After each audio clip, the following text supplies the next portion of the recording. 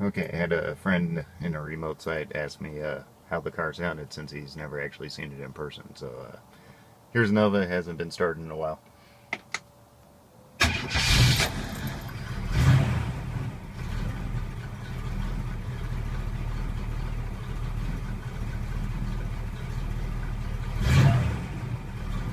Yeah, that's that 307 small block with 305 HO heads on it.